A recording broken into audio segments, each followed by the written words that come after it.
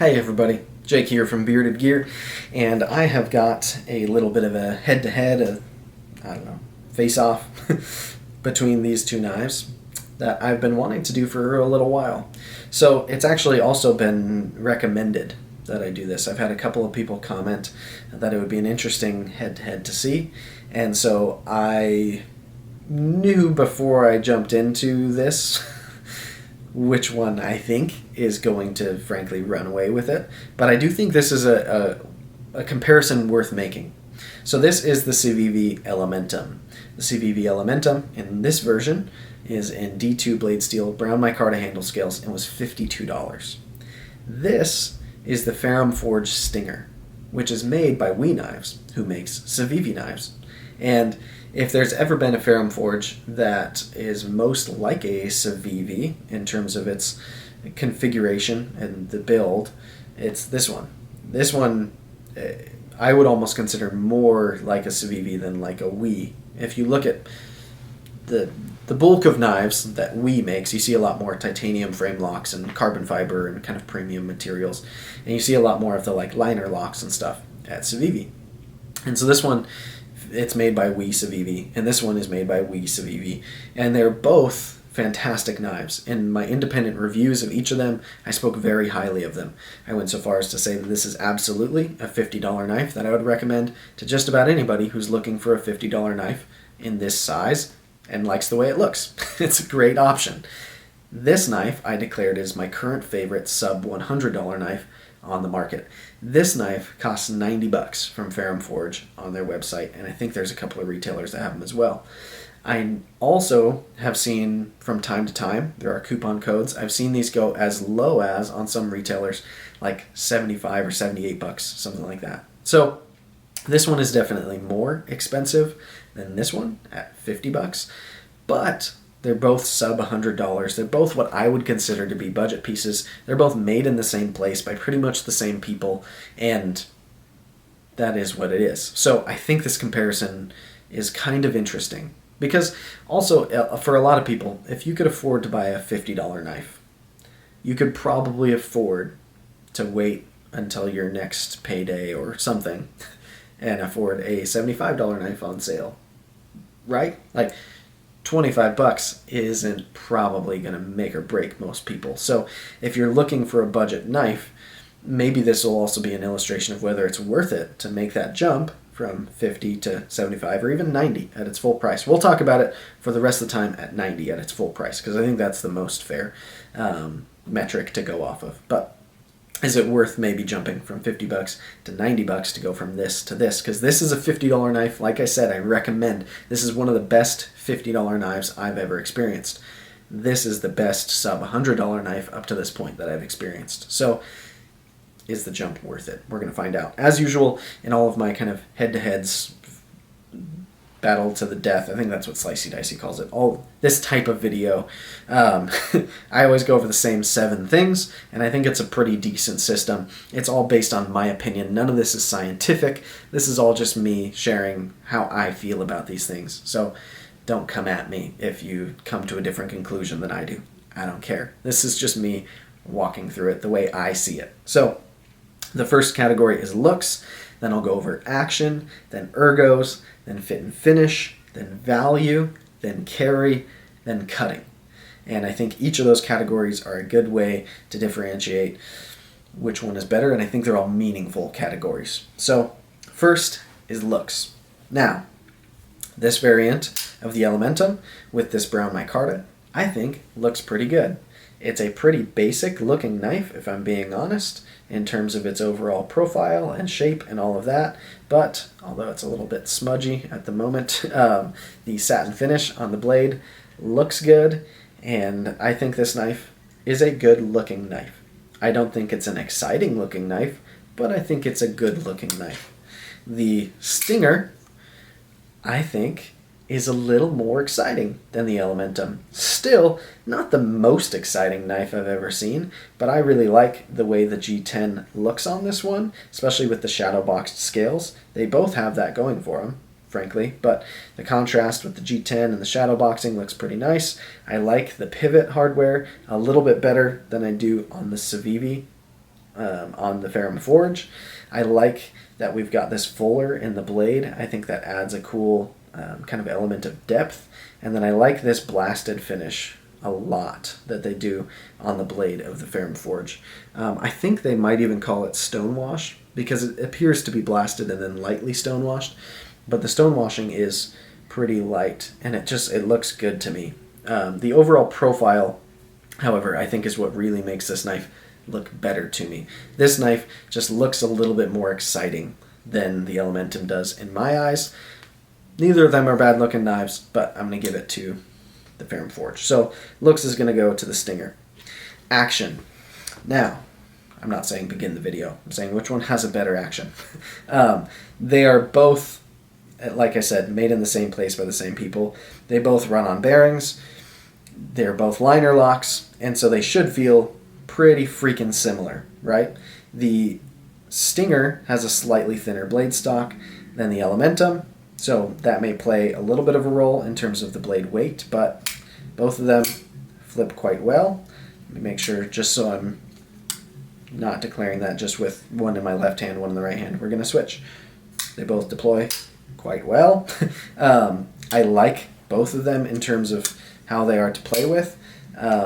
Neither of them are super drop shotty, but both of them are smooth. The real differentiator here, because they do feel very, very similar in terms of how they flip. For me, my favorite way to open a knife is to middle finger flick it. Because the Stinger has this fuller on both sides of the blade, machined in there, that little pocket, I can middle finger flick this knife. You could also, I suppose, use it to kind of traditional open your knife. I don't think that's the right term for it, but you know what I mean. But yeah, the fact that I can use my fingernail and just flick that right open, I love that. I like to middle finger flick my knives, and this one is great at it. So point to the Stinger, because otherwise they're pretty much identical. But this one, you're able to do that. The Elementum, you can't. There's nothing to do it with. So point to the Stinger. Ergos. This one is going to be interesting as well. So ergos on the Elementum are very, very good. I like the ergos on the Elementum. It's a nice neutral handle shape. I am able to choke up a little bit here, although it's not really a forward choil. It's more of just a flat spot here, kind of on this section of the flipper tab. It's nice in a hammer grip. It's nice in a saber grip. Nice in a draw cut. It's nice in a reverse grip. Nice in a reverse grip draw cut. It's just a very neutral handle shape that's comfortable. I fit all 4 fingers on it, even when I'm not choked up in front of that flipper tab. So it goes in my hand well. I like that. The pocket clip is in a hot spot. The jimping isn't too aggressive anywhere. Get a good amount of traction on the micarta. Ergos are good here. Ergos on the Stinger, a lot of the same things going for it, but this handle is a little bit more shaped, profiled, right? So I've got this forward groove for my pointer finger, and I like that. That makes me feel really locked in, but I also have this nice generous forward finger choil where I can choke up and put the blade to just kind of a better position for me personally to use it and make precise cuts with it. So really good in saber grip, good in a hammer grip, good in a reverse cut. Not very good in a reverse draw cut, but I don't think most people do that anyways. Forward grip draw cut, actually quite good. And then that choil is just, again, we have a differentiating thing. Something that makes this objectively better, in my opinion. It's weird to say objective, in my opinion. It makes it better, in my opinion, than the Elementum because it has that forward choil. And even without the choil, I do think I have a slight preference for the way that this handle is shaped with that groove there. It just feels nice and locked in, and I like that quite a bit. So I'm going to give ergos to the Stinger. Fit and finish. Now this one's really interesting. Both of these are using good materials for the money that they're being offered in. Both of them are made in the same place by the same people. I've said that plenty of times now. I genuinely don't think that either of these has better fit and finish than the other. So you could kind of argue that fit and finish could go to the Civivi because for the price, you're getting the same level of fit and finish than you are out of the Stinger. But we're going to talk about value next, and so I'm going to leave that as a separate thing. I think the fit and finish is equal between the two of them. So that one's going to be a wash. That's just what that's going to be. But value, we're going to jump right into. Because like I said, fit and finish is the same, but this one costs $50, this one costs $90, right? So, if it was just about fit and finish and price to declare the value, then the Elementum would be the winner. However, the Stinger uses Nitro V blade steel.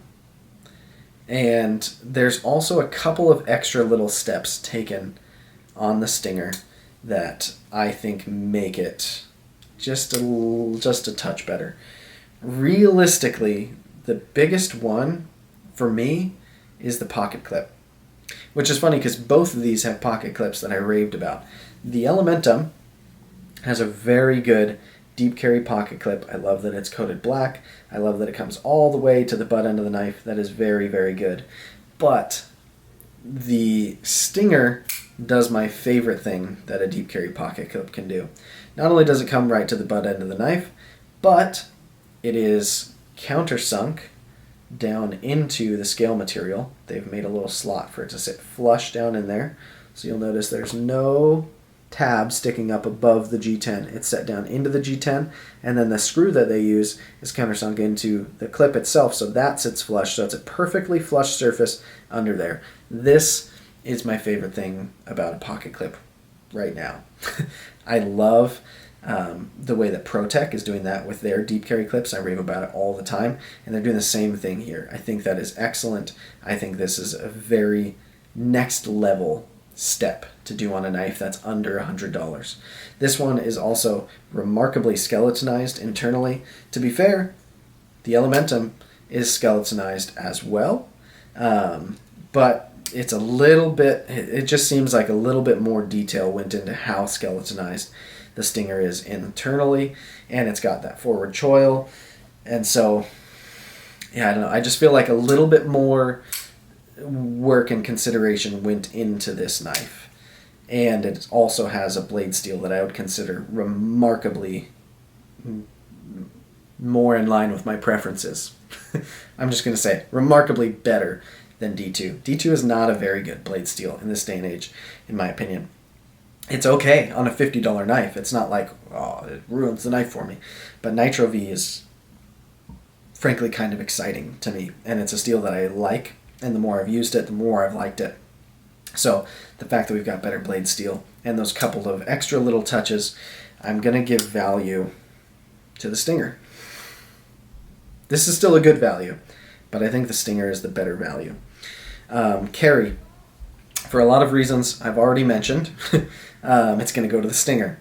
The pocket clip is just that extra little step of fantastic. I also like that it's a small pocket clip. Some people, for some reason, I think are drawn towards bigger pocket clips. I'm not. I like the idea of a nice small pocket clip because this is a nice small knife.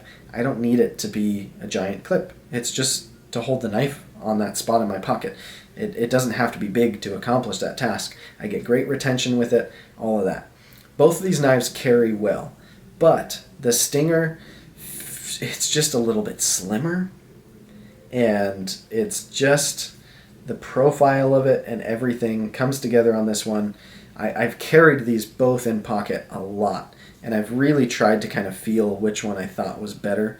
The Elementum is very good in pocket, but the Stinger is excellent in pocket. It's one of my favorite knives to carry as a secondary because it's so slim. The pocket clip is excellent. It's comfortable in any pair of pants that I've put it in. It's even comfortable if I put it like in the waistband of gym shorts. It's just a nice thin knife. This is the knife that has come the closest to being as pleasant to carry as my bug out, as any knife that I've owned since the bug out. And so the Elementum is good, but I wouldn't say it's like bug out territory of pleasant to have in your pocket. This actually is. So it's going to go to the Stinger on carry. Now the last category, obviously the Stinger has already won if you can do math, but we're going to keep going just to bury it even further. Cutting performance. Both of these, that was bad. It's left-handed to be fair, but both of these are very good cutters. I talked a lot about the Elementum's cutting performance in my full review of this knife. If it seems like I'm dumping on this knife, that's just because the Stinger is in the comparison. If you watch my full review of the Elementum, you'll see I really like the Elementum. And one of the highest pieces of praise that I gave it was the way that this blade is done. This hollow grind is excellent. The tip is excellent, especially with the swedge leading up to it. It's just a very well thought out blade. And this knife in D2, I would take over a knife in, I don't know, S35VN or S90V or M390, over a poorly ground blade in a better steel, because this knife performs well with this profile on it. Nice and thin behind the edge. It's got a fantastic edge on it. It's just a very well done blade. But the Stinger is one of my favorite cutters that I own. It's a nice tall flat grind, and it's a thin blade stock, and so that with the flat grind gives it a nice thin behind the edge profile. It's laser sharp. I mean, it's just very, very sharp from the factory. I've stropped it a couple of times and kept it very, very sharp, and it's a really, really good cutter. And then on top of that, the properties of Nitro V I like better than D2. And so the fact that the profile is even better than a blade that's already great, and it's in a steel that I like more, the cutting performance has to go to it. On top of that, the forward finger choil too. The fact that I can get a little more control over this blade than I feel like I can get out of the Elementum makes this the clear winner in that category. So in all categories except for fit and finish, which was a tie, the Stinger comes out on top. Now I want to reiterate, the Elementum is a fantastic knife. Again, watch the full review I did of it if you're curious as to why I think so. I genuinely really like the Elementum. It is a great $50 knife. But this knife at $90, being made in the same place by the same people, I think is just a better design. And because they're asking a little bit more for it, I think they really used that machine time, I guess, is what it has to come down to, and materials a little bit to their best advantage.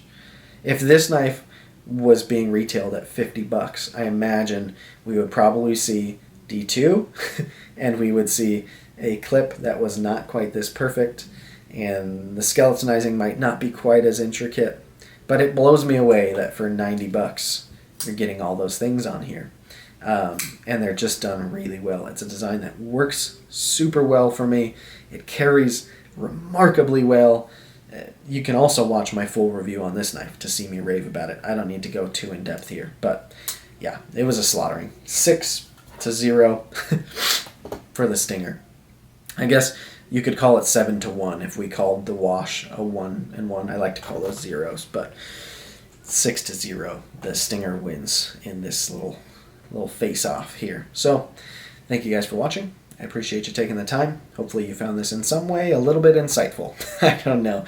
But yeah, I appreciate you all for watching and all the support. And I will see you again on the next one.